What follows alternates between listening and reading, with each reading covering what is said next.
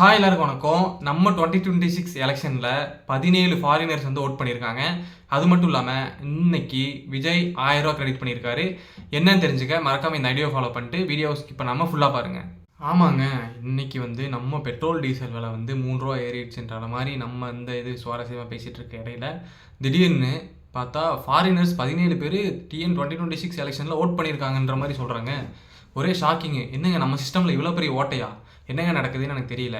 அதே மாதிரி அதை எப்படி கண்டுபிடிச்சாங்க அப்படின்னா, ஓட் பண்ணிட்டு ரிட்டன் அவங்க கண்ட்ரிக்கு போகிறப்ப கையில் அந்த மை பார்த்து ஏர்போர்ட் போலீஸ் வந்து பிடிச்சிருக்காங்க. நீங்கள் எப்படி ஃபாரின் பாஸ்போர்ட் வச்சுட்டு வந்து நீங்கள் தமிழ்நாடு ஓட் பண்ணீங்கன்னு சொல்லி கேட்டு அந்த மாதிரி அரெஸ்ட் பண்ணியிருக்காங்க.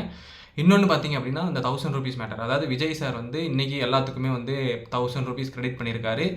அதே மாதிரி எதிர்கட்சி தலைவர்களெல்லாம் நீங்கள் 2500 ரூபா தானே சொன்னீங்க, எதுக்கு 1000 ரூபா கிரெடிட் பண்ணியிருக்கேன்ற மாதிரி ஒரு போராட்டமே போயிட்டுருக்கு கட்சிகளுக்கிடையே. ஸோ அது ஒரு பக்கம் இருந்தாலும் இன்னொரு பக்கம் என்ன அப்படின்னா, விஜய் சாரோட அந்த முக்கியமான அறிவிப்பு, யாராவது லஞ்சம் வாங்கினாங்க சொத்துகள் முடக்கப்படும், அதே மாதிரி அவங்க ரிலேட்டிவ் சொத்து எல்லாத்தையும் சேர்த்து முடக்கப்படும்.